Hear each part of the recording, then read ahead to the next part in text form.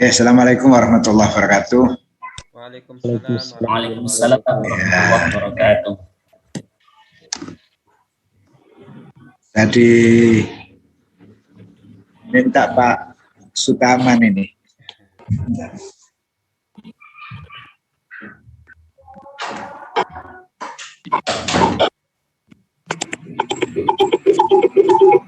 Ya, apa ngejar ya?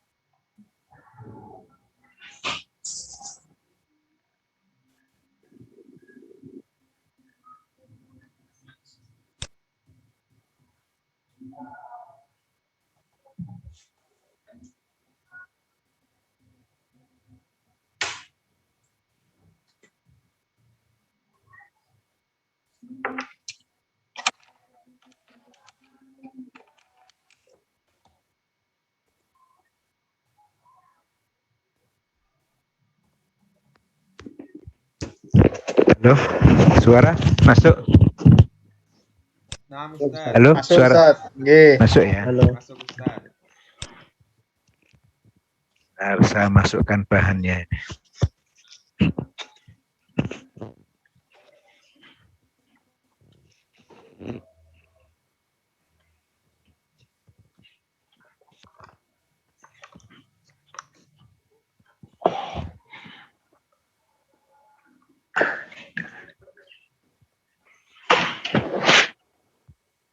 Oke.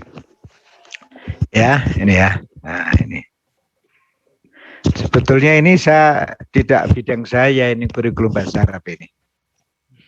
Tapi karena Pak Sutaman minta ngajar ya udahlah. Nah kalau begitu nanti saya pada aspek manajemen kurikulumnya, lalu Pak Sutaman pada aspek bahasa Arabnya.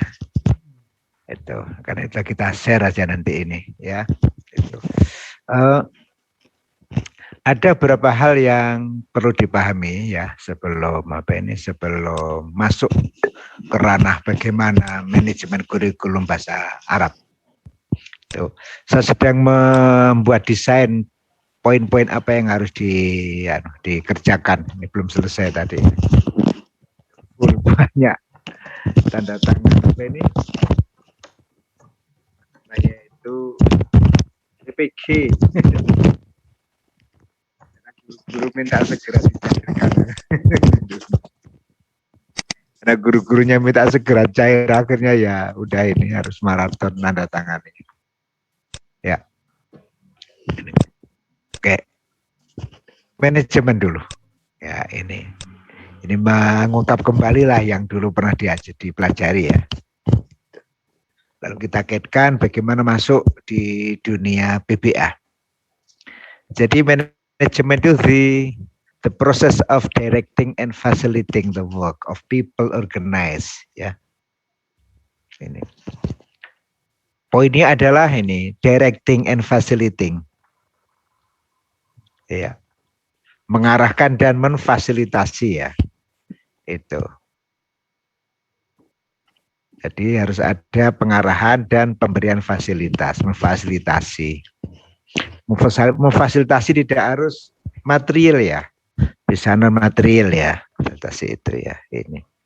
Dan yang lebih penting lagi nanti ini di sini ini untuk mencapai tujuan yang diinginkan. Nah, bahasa Arab itu hari ini bahasa Arab itu menjadi apa ya?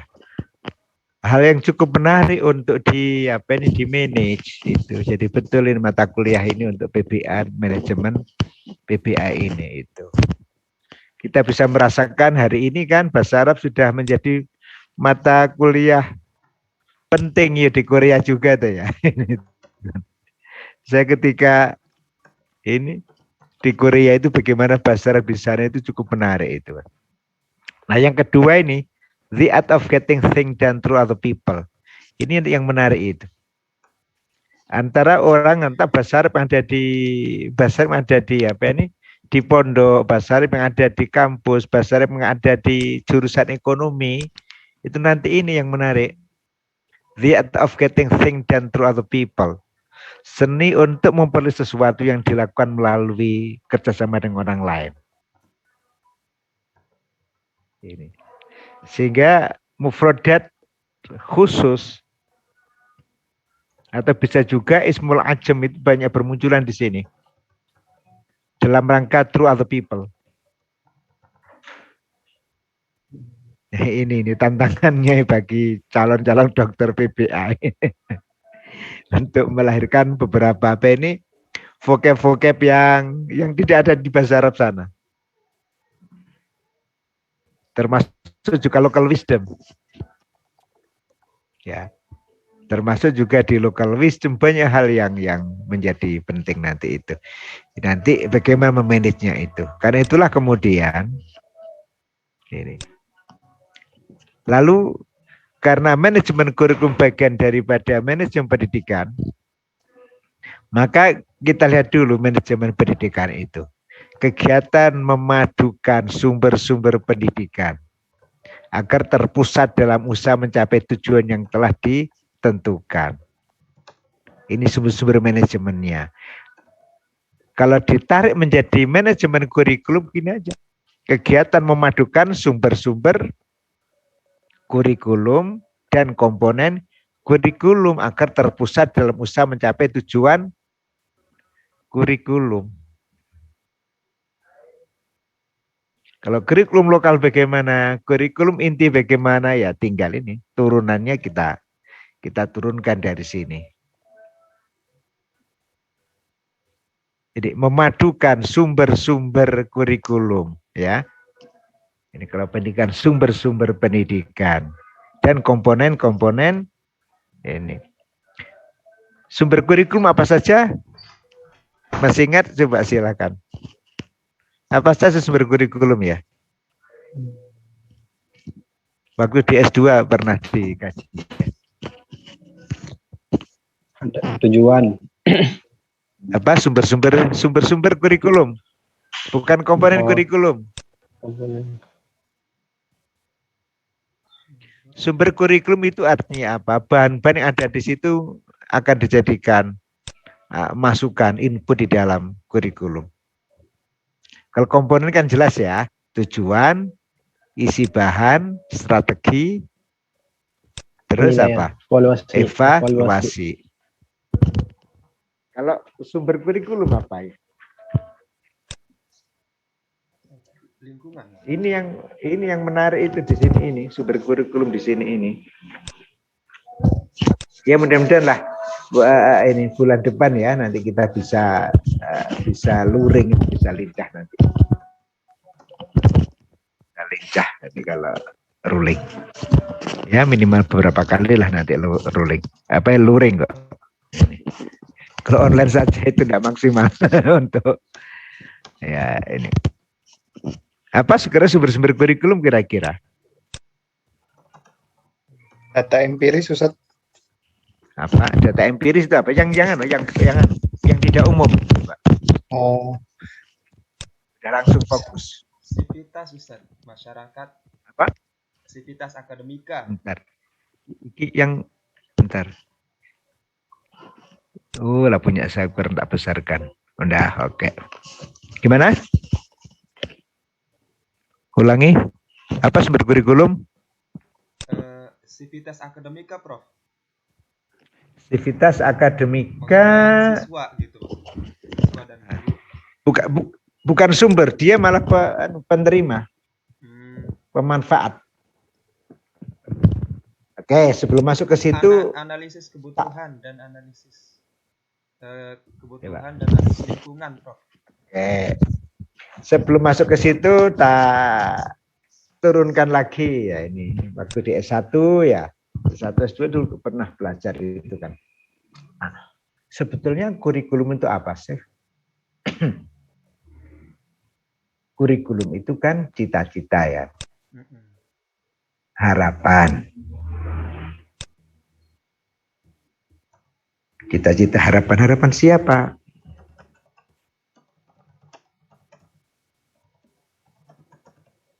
Kurikulum itu cita-cita atau harapan.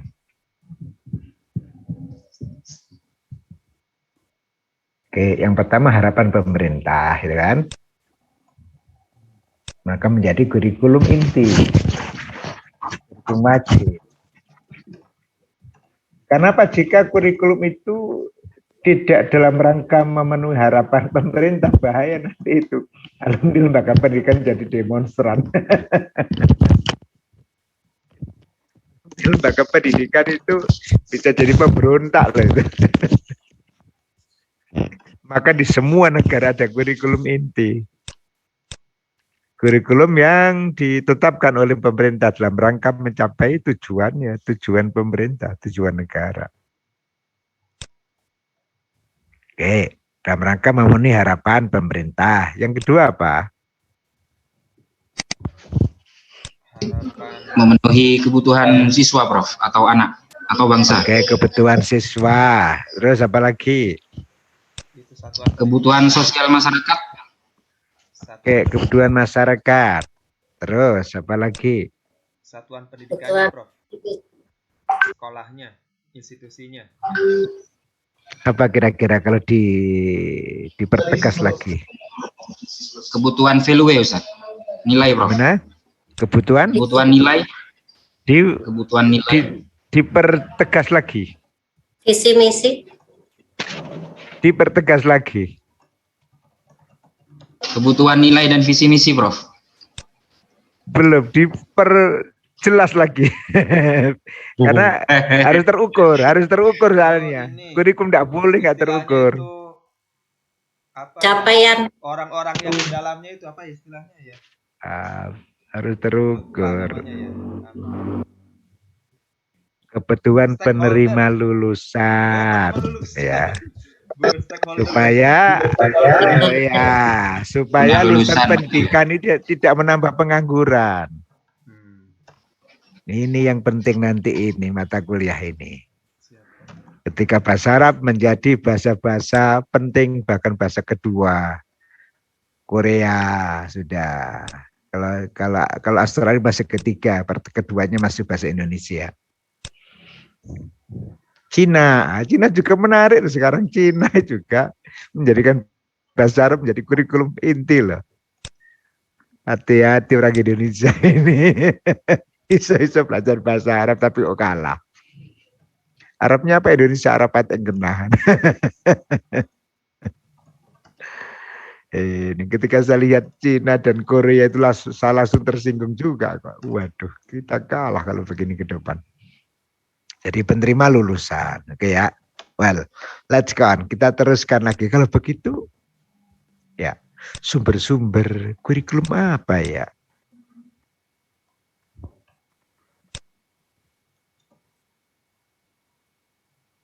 Kalau kita akan menyusun kurikulum, akan mendesain kurikulum, maka bahan itu kan didasarkan atas sumber. Berarti di mana ngambilnya? Perkembangan masyarakat, suasana dan perkembangan masyarakat. Karena itu kalau ngajar bahasa Arab kok referensinya apa ini buku bahasa Arab kok buku-buku tahun 80-an ya enggak pas, mufradatnya sudah enggak menarik. Apalagi ada Grab Food macam-macam dan yang lainnya itu kan aplikasi dan yang lainnya itu. Jadi perkembangan masyarakat dan teknologi informasi itu sumber-sumber kurikulum. Ya, yang kedua perkembangan politik. Baik lokal, global maupun internasional. Ya. perkembangan masyarakat, perkembangan TI, lalu perkembangan politik, global, nasional, dan internasional. Terus apa lagi kira-kira sumbernya itu?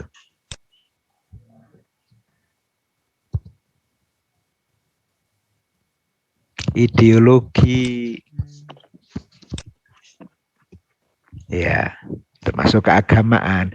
Hari ini itu bahasa Arab masih banyak dominan di apa? Di aspek Agama. sumbernya apa? Ideologi. Ideologi keagamaan. Meskipun demikian, kadang-kadang bahasa Arab kurang berkontribusi kepada mata pelajaran Quran hadis, Iya, Prof. akidah akhlak. Demikian pula ketika ada mata pelajaran kewarganegaraan, coba suruh ngarapkan, ya tidak jalan juga. Ketika mata kuliah TI dan yang lainnya, apa kontribusi besar? Nah inilah ini sumber-sumber ini. Dan bisa dirasakan ya. Nah ini nanti, ini tantangan jenengan semua ini, calon-calon dokter PPA ini. Saya banyak berharap kok ini. Saya banyak berharap dari kelas ini akan melahirkan artikel-artikel yang menarik nanti itu. Di jurnal minimal Sinta lah itu kan. Amin, amin, amin.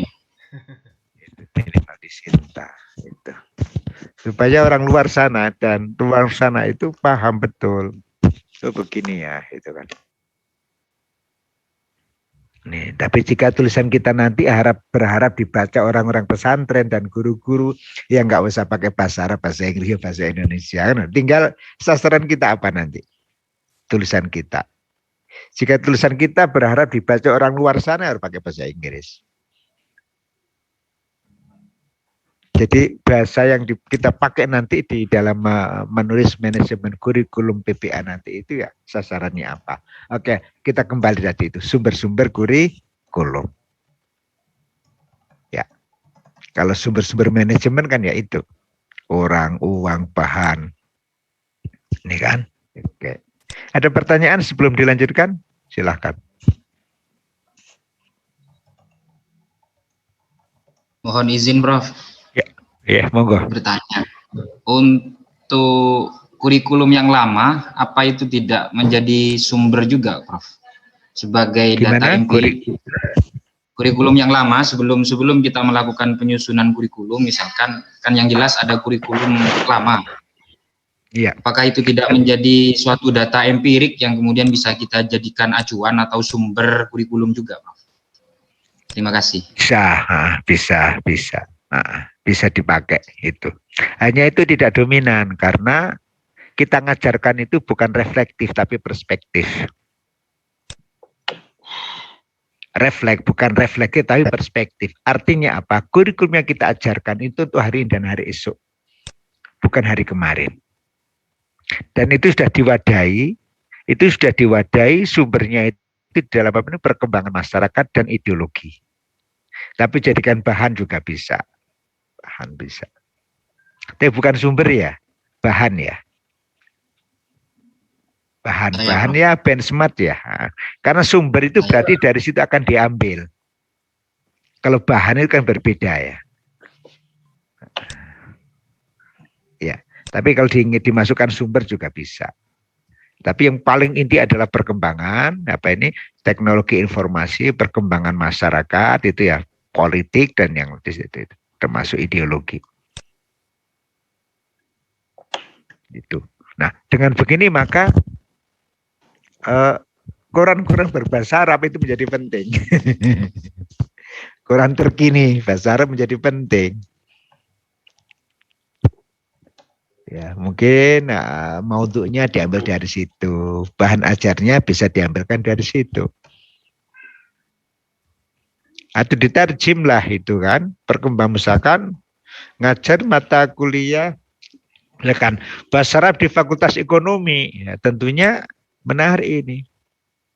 Ya koran-koran, jurnal-jurnal, cari yang berbahasa Arab. Atau jika belum ya yang berbahasa Indonesia kita terjem ke bahasa Arab. Sehingga banyak mufrodat itu. Atau bisa lebih menarik lagi itu ya Copy video-video berita-berita tentang ekonomi yang berbahasa Arab untuk melahirkan mufrodat di situ itu. Ini tantangan ya, ini tantangan ini. Jadi Bapak Ibu nanti ini bahasa Arab tidak identik dengan apa ini? Dengan ideologi, termasuk juga dengan yang lain. Bahkan di persepak bolaan itu. Saya kan tahun berapa dulu? 92 kan saya meneliti dengan almarhum Prof. Muhaimin. Tentang apa ini pendidikan agama. Yang menarik itu saya menemukan salah satu informan itu dari SMA Tugu. Adalah salah satu anak non-muslim. Saya tanya, kenapa kamu ngambil apa ini ekstranya bahasa Arab? Di luar dugaan saya, padahal non-muslim. Di luar dugaan saya. Jawabannya itu, saya ingin jadi wartawan. Di mana di situ itu? Vatikan. Coba ini anak SMA itu, insyaallah Rabbi, hebat anak ini.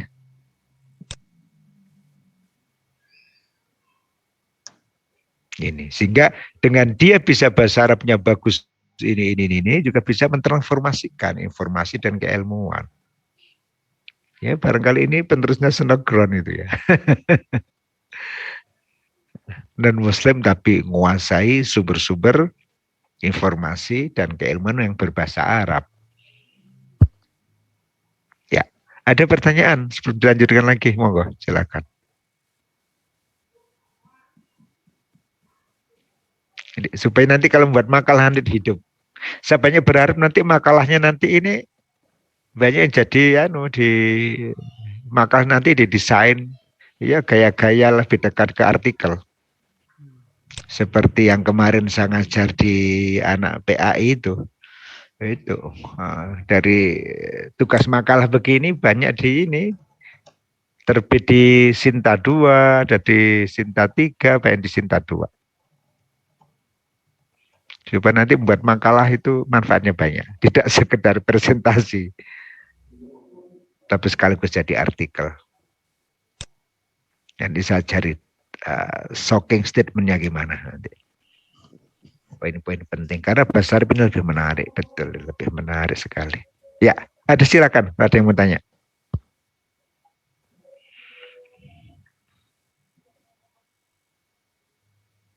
Belum ada?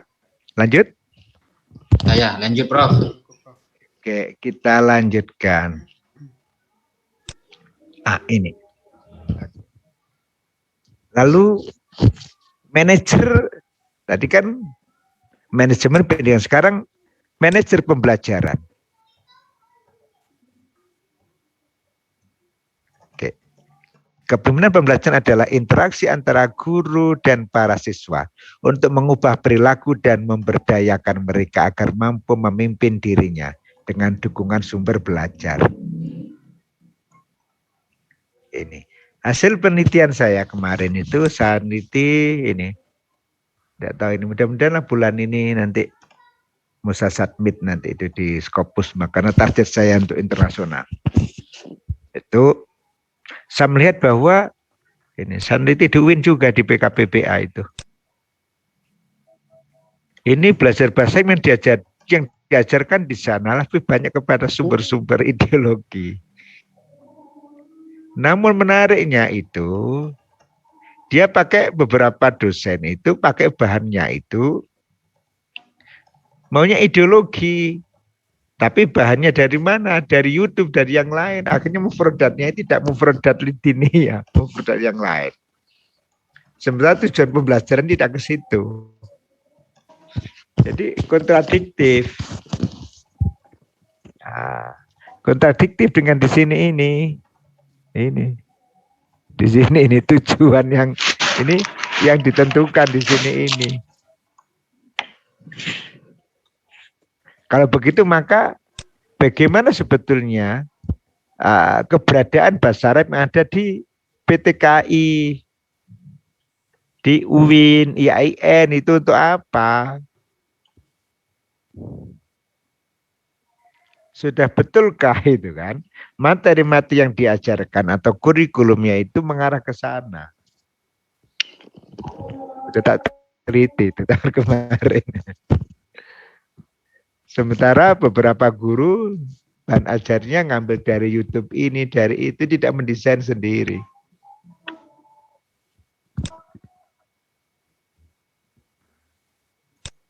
Nah, pokoknya dari mata kuliah nanti ini banyak lah ide-ide untuk disertasi dan insya Allah menarik. Ini memang pekerjaan saya penelitian ya. Ini saya 2 tahun jadi kepala Puslitwin itu ya sambil menjelajahi kemana-mana sehingga saya dapat banyak ide-ide. Ya, nah karena di sini ini mengubah perilaku menjadi penting mufrodat itu, menjadi penting maudhu itu, menjadi penting bahan ajar itu. Coba kita amati di sini, coba. Pendidikan dan pembelajaran itu menggerakkan pikiran, membiasakan aksi. Ketika menggerakkan pikiran, kan ada ma'ruf kita apa?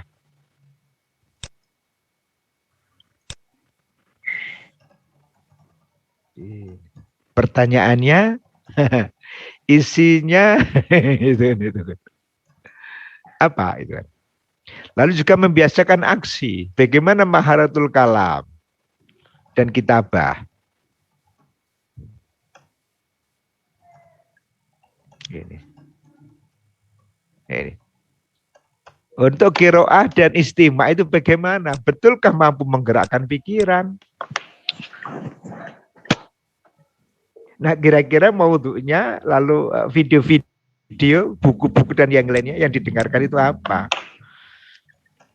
Atau jika lagunya siapa? Apa lagu-lagu tradisional, klasik kayak Umi Kulsum, atau lagu sekarang punya Syria itu?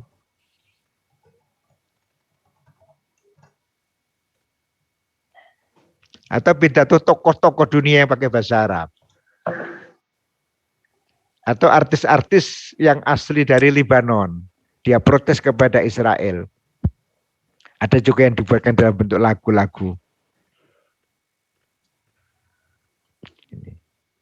Atau yang kitabah.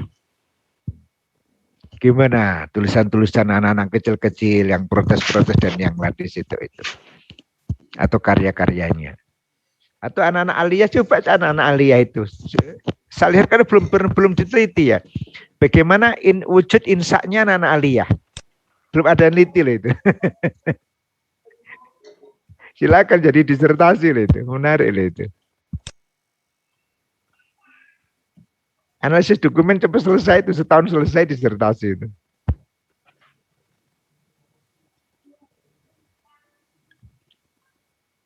Pakai dokumen, pakai apa ini, data intinya ya itu. Pidato kalau ada misalkan tempat-tempat apa ini yang ada pidato harian atau bulanan itu, atau di kantor, di pondok-pondok itu, gimana isi pidatonya itu kan bisa dilacak itu,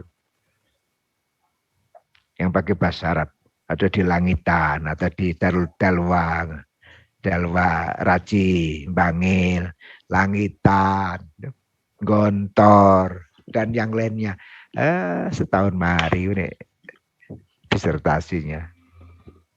Kalau saya ya tidak sampai setahun, 4 bulan selesai mengungkap itu. Dan mesti menarik. Ini baru lihat ini aja udah kelihatan itu. Data intinya Pak. Ya. Menarik kan kalau neliti bahasa Arab kan. Menarik sekali hari ini itu bahasa Arab itu. Caranya gimana tadi itu, sumber-sumber kurikulum tadi itu bisa dilacak.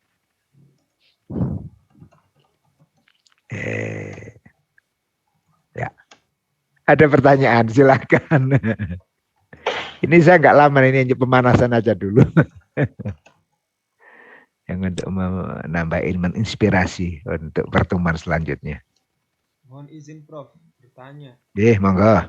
yang menganalisis materi kurikulum itu pendekatannya apa ya, Prof? Nanti kalau dijadikan penelitian. Oh, nanti banyak nanti Oh, nanti ada materi ya. siap, Prof. Ada banyak pendekatannya. Oke. Ada pendekatannya. Kita ngikuti kurikulum juga nanti itu. Kita ngikuti filsafat pendidikan. Kan ada aliran perennialis, esensial. Masih ingat kan ya? Perennialis, esensialis itu kan, progresivisme, rekonstruksi sosial dan esensialis. Jadi aliran-aliran filsafat itu penting. Nah, ban ajar itu merujuk kepada apa? Pada progresivisme atau rekonstruksionisme atau esensialisme yang banyak bergerak di Eropa.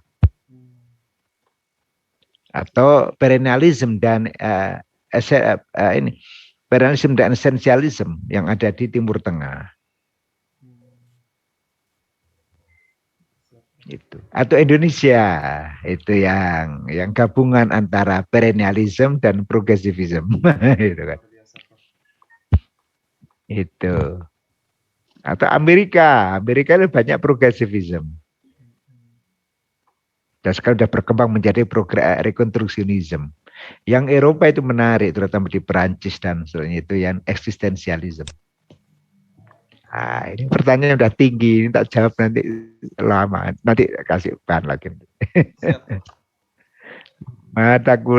Pokoknya mata kuliah ini itu tempat ide penelitian.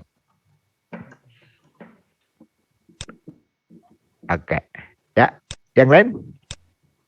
Semester berapa ini? 2, Prof.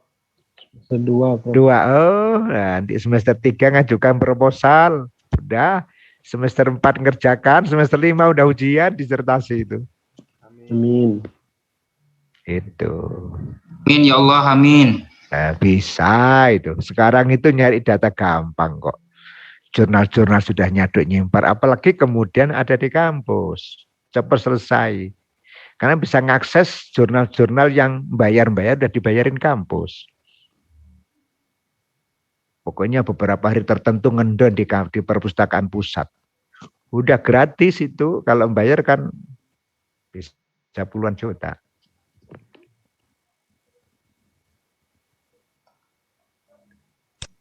Ya. Oke. Nah, udah agak praktis sekarang. Tadi kan ada idealis, sekarang praktis. Lalu gimana sih caranya itu? Inilah. Sesuai dengan pertanyaan tadi itu kan. Siapa yang akan dijadikan peserta didik dan kompetensi hasil didik sebagai apa? Akan kelihatan perennialis, esensialis, progresivisme, rekonstruksionisme, atau eksistensialisme. Siapa yang akan membutuhkan hasil didik? Nah, tadi kan harapan-harapan tadi kan. Alumni kita nanti itu loh diarahkan untuk menjadi apa? Harus jelas itu. Sehingga untuk kiroahnya gimana? Kalamnya gimana? Istimaknya itu gimana? Ambil sumbernya apa? Bagaimana proses pendidikannya agar tujuan yang diinginkan terwujud? Apakah merdeka belajar atau kampus merdeka? Atau gaya-gaya pesantren dulu? Mondok 40 harian atau puasaan dan yang menarik di situ. Karena itu maka ini harus jelas. Itu. Profil kita itu apa? Sampai kepada peta calonnya siapa? Rekrutmennya kayak apa? Sampai berapa SKS yang dibutuhkan udah terukur. Sehingga bisa kita mengatakan, jika seseorang sekolah di tempat kami, ya 1 tahun dijamin bisa ini. Itu terukur. Lu kok bisa? Iya, ini loh bahan ajarnya. Ini loh Pak KBM-nya. Ini loh model evaluasinya. Ini loh profil dosennya. Profil gurunya. Maka 1 tahun dijamin bisa ini. Nah, terukur betul. Apakah alumni jadi wartawan? Wartawan yang Arab, berbahasa Arab? Jadi penerjemah. Perterjemah keagamaan atau perterjemah ilmu sosial atau yang lain, atau kolumnis. Ya. Nah, ini yang saya jelaskan. Kalau ini tidak jelaskan minggu depan. Ini karena ini panjang ini. Ini yang termasuk pertanyaan tadi itu. Program of Studies. Ada 4 elemen dasar manajemen guru. Ini keempat ini menjadi penting. Saya jelaskan khusus minggu depan. Agak panjang. Kok ini bisa diluring? Oh, enak sekali.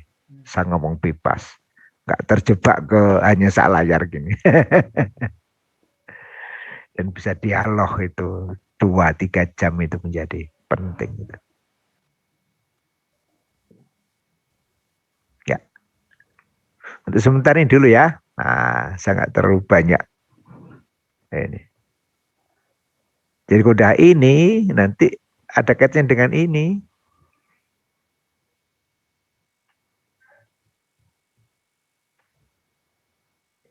Orang berkali-kali ngomong soft skill itu bagaimana dalam konteks bahasa.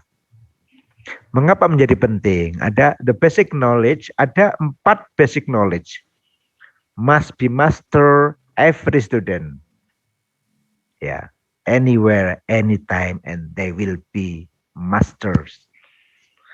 Jadi gini, ada 4 basic knowledge, ya, ilmu dasar yang harus dikuasai oleh setiap siswa atau siapapun dan dimanapun. Jika menguasainya dia akan hebat di bidangnya.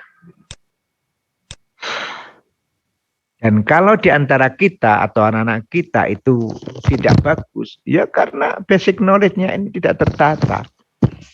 Yang pertama adalah bahasa.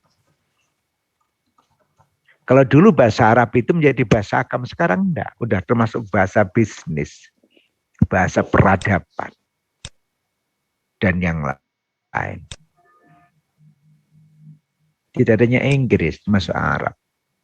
Dan bahasa termasuk bahasa kuno, bahasa yang lama. Jadi peradaban manusia ini. Hanya kurang banyak yang mengembangkan ini, tugas zaman ini calon dokter bahasa Arab. Yang kedua matematik. Siapa yang bisa bahasa dan matematik, yang lainnya akan ikut. Karena basic knowledge. Siapa yang tidak lincah ya, karena 2 hal ini lemah. Dengan bahasa misalkan hebat bahasa Arab, maka ilmu-ilmu keagamaan menjadi mudah. Apa sekarang dibilang ilmu-ilmu komunikasi dengan dunia Timur Tengah menjadi gampang. Dan dengan matematik maka lebih cepat berpikir, yang logik, kecepatan, dan yang lainnya. Karena matematik juga termasuk geometri dan yang lainnya, aljabar dan yang lainnya. Yang ketiga adalah penelitian. Yang ketiga adalah sejarah, yang di dalamnya ada filsafat. Sejarah, jadi proposisi-preposisi menjadi penting, silogisme menjadi penting, itu di sejarah. Yang keempat adalah riset, penelitian. Nah, kalau ingin membaca lebih jauh di buku The New Book of Knowledge Encyclopedia. Ada basic knowledge di sini. The New Book of Knowledge Encyclopedia. Bukunya A sampai Z, encyclopedianya itu A sampai Z. Itu. Cuma saya ke perpus saja. Saya pengen beli kok mahal hemat duit. Di perpustakaan ada. Oh bagus ini. 10 tahun kan diedit. Saya kira ini untuk pemanasan. Pemanasan awal mata kuliah ini. Oke. Ada pertanyaan sebelum ditutup? Tidak ada? Oke. Minggu depan sudah luring apa masih daring? Masih daring, Prof. Masih daring. Saya ingin menjelaskan ini. Saya ingin menjelaskan ini secara lincah Mas begitu itu. Ini penting ini. Bagaimana manajemen kurikulum ada? Dihubungkan dengan tadi itu ada yang tanya visi misi gimana lah, nyambung ke sini itu. Harapan bangsa apa?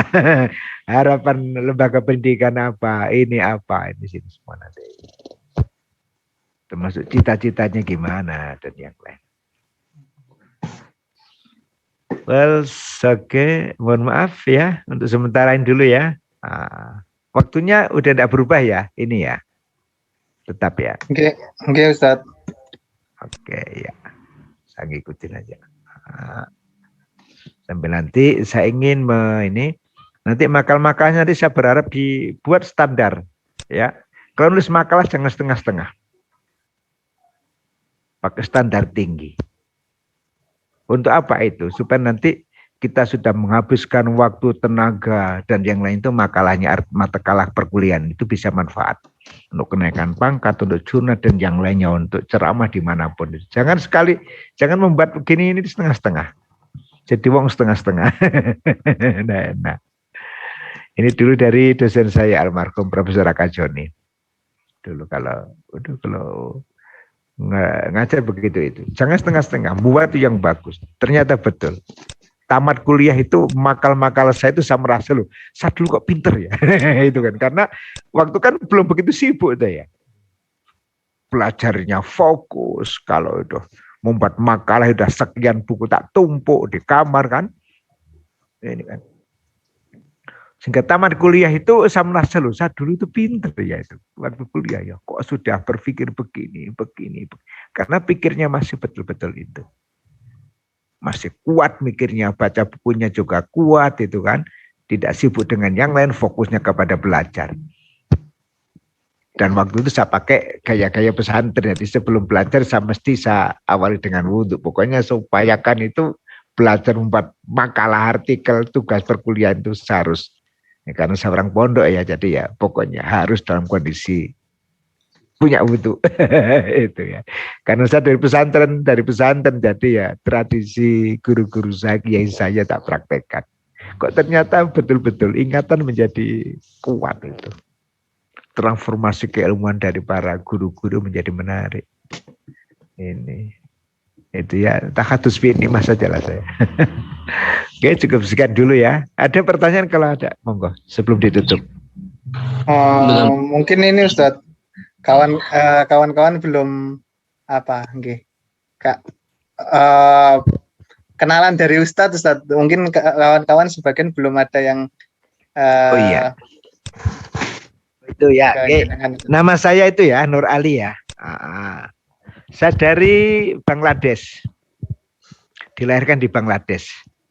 Bahkan Lamongan Desa.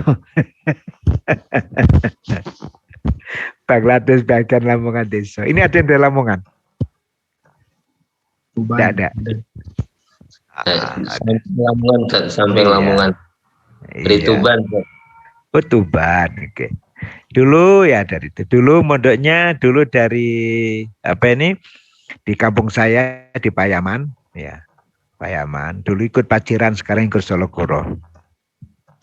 Kemudian dari itu saya mondok tapi nggak lama di Pondok Langitan, lalu kemudian di Langitan nggak ada ijazah itu. Ini. Lalu ke Tambak Beras. Ini Tambak Beras, kemudian ke YIN Malang. Waktu YIN Malang dulu saya ngambil Arab sama Inggris, tapi Arabnya nggak tamat, Inggrisnya yang tamat. Arabnya Arab Enggena. Inggrisnya yang tamat, belum sampai menamatkan Arabnya, Inggrisnya tamat langsung di S2 di IKIP Malang, lalu S3-nya di Universitas Negeri Malang, lalu saya melalang buana untuk program-program short course yang gratis itu ya, di Singapura, di Malaysia, di Australia terkait dengan manajemen pendidikan tinggi, marketing manajemen itu dan kurikulum development atau kurikulum distance learning. Kalau distance learning saya belajarnya di Sydney. Karena dia punya open kampus terbuka itu, Open University, dia punya link. Iya.